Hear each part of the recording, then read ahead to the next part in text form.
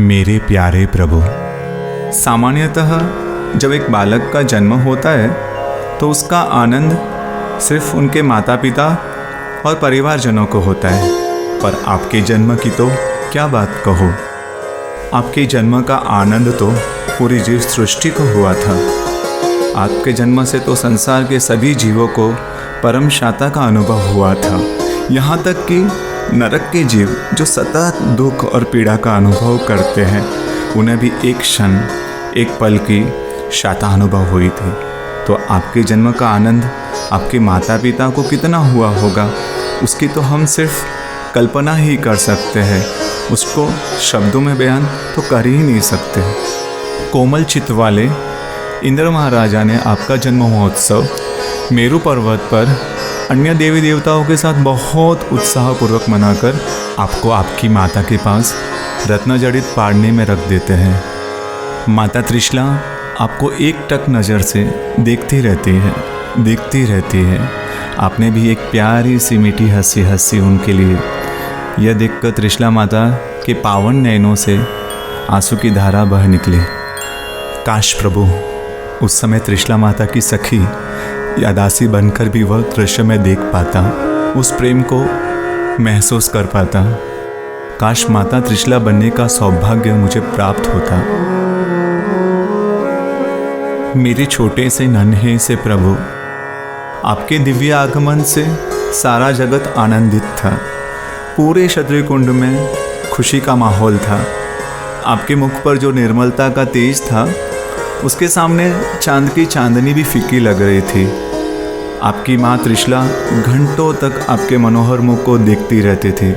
उनको तृप्ति ही नहीं होती थी और न ही कोई थकावट का अनुभव माँ त्रिशला करती थी। ऐसे थे आप मेरे प्रभु, ऐसे थे। आपके छोटे छोटे नन्हे कदमों ने जब पापा पगली भरी होगी तो सिद्धार्थ महाराजा त्रिशला माता के आनंद की कोई सीमा ही नहीं रही होगी।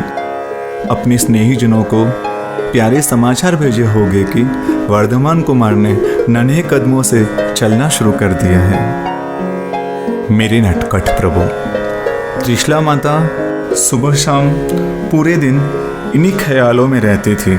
वो आपके लिए सिर्फ जीती थी।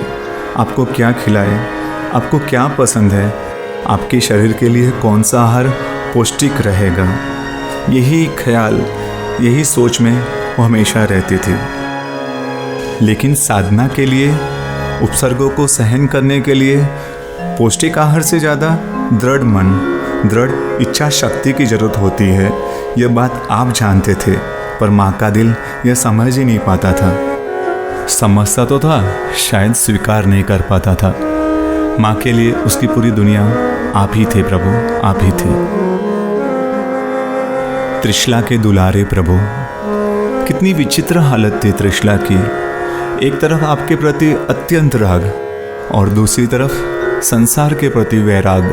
भले ही आपकी रक्षा करना उनका दायित्व था, पर वो अपनी रक्षा की याचना अपने वर्धमान के अलावा किससे करती। वो आपसे बातें करती, हे वर्धमान, आप तो तीनों लोगों के नाथ हो, तारनहार हो। आप अपनी माँ को संभालोगे ना? इस भयानक संसार से मुझे बाहर निकालोगे ना? हे वर्धमान, काश मैं वहाँ होता तो त्रिशला माता की तरह मैं भी हक से आपसे कहता कि प्रभु, मेरा रक्षण भी आपको ही करना है। प्रभु, हर भाव में आप मेरी आत्मा का ध्यान रखना। पालनहार प्रभु, आपकी मधुरता के बारे में क्या कहूँ। आप तो सच में माधुर्य के स्वामी हो। शक्कर से भी अधिक मीठी मधुर वाणी के साथ जब हर सुबह माता त्रिशला को आप माँ कहकर पुकारते होगे, उनका रोम रोम पुलकित हो जाता होगा। कैसी सौभाग्यशाली, कैसी पुण्यशाली आपकी माँ त्रिशला, जिनके चरणों में राजा, महाराजा, चक्रवर्ती, स्वयं इंद्र झुकते हैं। वो व्यक्तित्व अपनी माता के चरणों में झुकता है। कितना अद्भुत होगा वो दृश्य।